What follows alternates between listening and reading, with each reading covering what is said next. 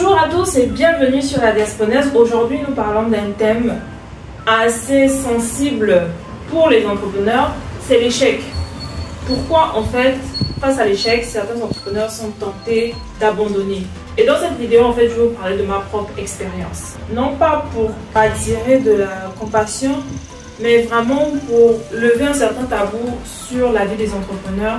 Et je sais que parmi vous, beaucoup qui me suivent ont certainement eu des expériences similaires et passent par des moments difficiles comme moi. Et c'est l'occasion pour vous dire de tenir bon et de ne pas abandonner. Bonjour à tous, si vous êtes nouveau ici, sachez que vous êtes sur la Diasponaise, la chaîne des entrepreneurs africains. Alors je vous entretiens sur l'entrepreneuriat parce que c'est quelque chose qui me passionne, que j'aime. Et je parle essentiellement d'investissement en Afrique.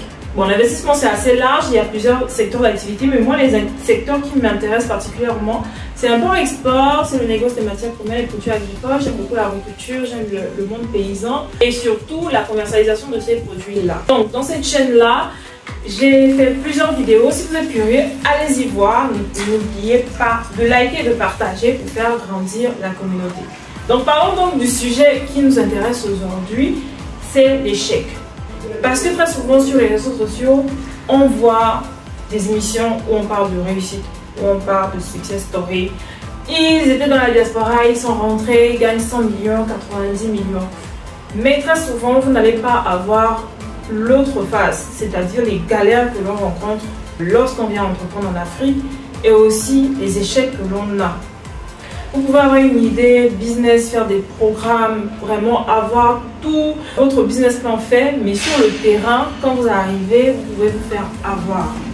Plusieurs facteurs peuvent expliquer l'échec d'un entrepreneur quand il revient en Afrique. Il y a certains qui vont avoir des clients qui ne payent pas, il y a d'autres qui vont faire face à la problématique de la ressource humaine, il y a d'autres qui simplement vont essayer des business qui ne rentrent pas en cadre avec la psychologie, au niveau de maturité de la clientèle, et, enfin, qui ne cadrent pas avec les habitudes de consommation. Sauf que quand vous échouez comme ça, c'est des grosses pertes d'argent et hormis même le côté transactionnel, ce qui fait le plus mal parfois, hein, c'est toute l'énergie, le temps qu'on a déployé et que ça n'a pas marché. Moi particulièrement, je vous parle aujourd'hui, j'ai essayé un business qui n'a pas marché parce que je me suis fait arnaquer. Pour vous faire court, c'est l'instant de story time. C'est la vérité, beaucoup d'entrepreneurs sont en souffrance et cette souffrance-là, en fait, j'aimerais aussi qu'on tienne compte de ça, hormis la réussite. Parce qu'il est advenu que certains entrepreneurs, dans leur désespoir, ont même essayé d'en finir avec leur vie parce que c'est beaucoup de souffrance que l'on ressent. Et je pense que pour vous qui me suivez et qui êtes passé par des situations pareilles, vous pourriez aussi faire vos témoignages en commentaire. N'hésitez pas ou en inbox à me faire un retour d'expérience. Donc moi je suis venue en Côte d'Ivoire très motivée, avec beaucoup d'engouement parce que j'avais eu, en tout cas je le croyais à cette époque, un contrat d'approvisionnement de noix de cajou. Donc je suis venue, j'ai rencontré mes partenaires, ils avaient des plus gros, tout était parfait et je suis allée acheter du produit. Sauf que moi je ne savais pas que c'était une supercherie bien montée. Le bureau c'était un bureau de passage, c'était une fausse entreprise. Les personnes avec qui je croyais être en relation d'affaires, en fait c'était des arnaqueurs. Tout était vraiment dans mes propres. Je pense que même quelqu'un qui est dans ce domaine n'aurait pas vu venir la supercherie. Donc j'ai acheté le produit, j'ai fait livrer le produit et ils m'ont encouragé à aller acheter d'autres produits. Heureusement que je l'ai pas fait parce que d'ailleurs mes finances étaient aussi limitées et je ne comprenais pas l'utilité d'aller acheter encore du produit alors que pour le premier chargement que j'avais livré, je n'avais pas été payé en totalité. Donc j'ai essayé, hein, comme tout entrepreneur, de faire du recouvrement à l'amiable. Ça a duré quand même 2 mois. Et malheureusement, au final, ces personnes-là se sont volatilisées dans la nature, me laissant un désarroi pas possible. Je vous passe des détails. Donc, moi, je n'étais pas venue à la base en Côte d'Ivoire pour durer autant de temps. Mais ce qui me fait en sorte que je sois encore là, c'est parce que je fais face à cette problématique-là. J'ai dû mettre plus de temps que prévu ici parce que quand je me suis rendu compte que c'était une supercherie, j'ai essayé d'arranger les choses. Je suis allée à la police, à la gendarmerie, au tribunal, voir le procureur. Enfin, j'ai essayé toutes les les possibilités que j'avais entre les mains. Mais malheureusement, j'ai été confrontée à une réalité. C'est que je suis arrivée, je ne connais pas vraiment, je n'ai pas un très bon réseau. Vous savez très bien comment ça se passe en Afrique. Il faut connaître quelqu'un pour pouvoir voir votre affaire être traitée, en tout cas de manière accélérée. Donc, je me retrouve dans une configuration où je n'avais pas prévu certaines choses. Le coût de vie à Abidjan était très important. Donc, voilà, j'ai laissé mes activités en France, ma vie en France, et je me retrouve dans un pépin, mais un pépin pas possible. Le plus difficile dedans, c'est que dans cette affaire-là, j'ai investi mes propres fonds, mais j'ai investi également avec d'autres personnes. Ces personnes m'ont fait confiance et malheureusement, comme ça s'est très mal passé, j'ai été victime moi-même d'arnaque. Vous imaginez donc la suite. Les personnes avec qui j'ai investi souhaitent rentrer en possession de leur argent, mais aujourd'hui, je suis limitée financièrement. Pourquoi? Parce que c'est quelque chose qui m'a beaucoup affectée psychologiquement. Et on n'imagine pas en fait l'impact de la psychologie, du mental dans le développement de l'entreprise. Quand vous êtes porteur de projet, c'est vous qui faites vivre votre entreprise. Mais si vous êtes déjà vous-même affecté, franchement, entreprendre, il faut un mental d'acier. Il faut un mental d'acier pour accepter qu'on a échoué. Il faut un mental d'acier pour continuer à se tenir debout, de sourire, faire des vidéos alors que quelques minutes plus tard, on va fondre en larmes parce que tout simplement, on a vu tous nos efforts rendus à zéro. On suivi la pression des investisseurs, je reçois toutes sortes de paroles. On se demande si vraiment ça vaut le coup de continuer.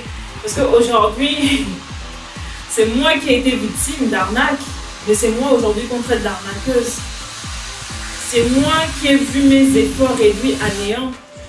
Mais ces personnes qui m'ont fait ce sale coup sont en liberté dans la ville ou bien ils ont changé de pays, je ne sais pas. J'ai essayé toutes les possibilités que j'avais, mais l'affaire n'a toujours pas été réglée. Donc côté police, côté judiciaire, je ne peux pas trouver de solution.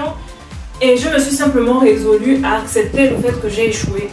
Que voilà, je dois laisser ça derrière moi. J'ai pensé à abandonner parce que je suis fatiguée, je suis humaine, c'est beaucoup trop de choses qui se sont passées ces derniers mois.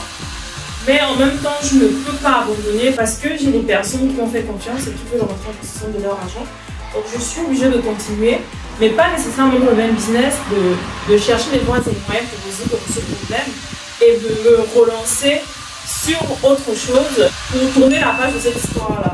Pour vous dire que vraiment, pour un entrepreneur, il faut s'attendre à vivre ce genre d'expérience et faire preuve de beaucoup de résilience pour accepter soi-même qu'on a échoué, mais que c'est pas la fin du monde. C'est pas la fin du monde, on peut toujours se relancer dans autre chose. Alors, à vous les entrepreneurs qui me suivez, c'est un message d'encouragement, vraiment c'est de la motivation que je vous donne du plus profond de mon cœur. Si vous passez par ces moments difficiles, moi, comparément à ce que j'ai pu lire d'autres entrepreneurs qui ont perdu des milliards, des industries et tout, on va dire qu'à mon échelle, c'est pas grand chose. Mais moi, personnellement, ça m'a beaucoup affecté. Et je pense que chacun de nous a son niveau de supportabilité face à la douleur. Donc, seul vous connaissez exactement comment vous ressentez la chose en vous. Parce que c'était votre bébé, vous avez tout donné et vous avez échoué. De votre propre fait, de vos choix, en tout cas, vous avez échoué et vous êtes sur le point d'abandonner. N'abandonnez pas vos rêves. Pleurez un bon coup s'il le faut. Essayez de trouver du réconfort dans quelque chose qui vous tient à cœur. Ça peut être la famille, les amis, ça peut être la religion, mais en tout cas, accrochez-vous. Comme m'a dit quelqu'un, c'est pas la fin du monde. La vie offre plusieurs potentialités. C'est vrai que quand on boit du noir, on a l'impression que ça va jamais finir. Et moi, aujourd'hui, j'ai cette impression-là que ça, effectivement, que ça va jamais finir. Mais je m'accroche à l'espoir que cette expérience-là me serve de leçon et que demain sera meilleur qu'aujourd'hui. Je prendrai ma revanche sur la vie en lançant un business finalement qui, à la grâce de Dieu, réussira. J'ai compris en fait qu'on peut tester plusieurs business, certains vont échouer, jusqu'à trouver en fait le business viable qui nous ressemble et qui finalement nous aidera à percer. Alors c'est un message d'encouragement que je vous adresse, mais également une invite à toutes les personnes qui me suivent et qui ont des relations, des sais pas, dans l'armée, dans la police, à la justice, qui peuvent m'aider à régler ce cas-là. Parce que franchement, ça fait près de 3 mois que je suis dessus et ça n'avance pas. Je suis épuisée. Si vous pouvez m'aider en me recommandant quelqu'un pour faire accélérer mon dossier, pour mettre la main sur ces personnes-là, franchement, vous allez sauver une entrepreneur en détresse.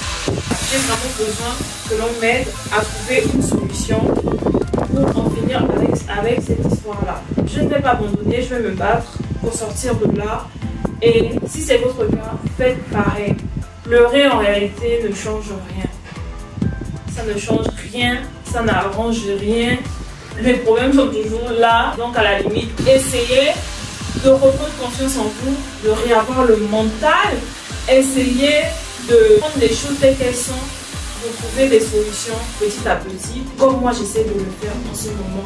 Mais surtout, n'abandonnez pas. Donc je suis de retour sur ma chaîne YouTube et j'espère avoir la force de continuer l'aventure avec vous encore plus longtemps. Merci de m'avoir suivi. Partagez cette vidéo parce que ça peut sauver la vie d'une personne. Vous n'imaginez pas la souffrance des gens. Les apparences sont trompeuses. Dans les murs, les 4 murs des maisons, beaucoup de choses se passent. Partagez cette vidéo-là à un entrepreneur qui souffre en silence, mais que vous ignorez. Partagez cette vidéo, ça pourra le réconforter et l'aider à aller de l'avant. Et pour vous qui vous lancez dans l'entrepreneuriat, c'est aussi une exhortation pour vous à vous préparer mentalement, car vraiment vous pouvez être victime de choses assez complexes qui peuvent détruire complètement votre vie. Chose que je ne vous souhaite pas, bien évidemment. Merci de m'avoir suivi et je vous dis à très bientôt pour une prochaine vidéo.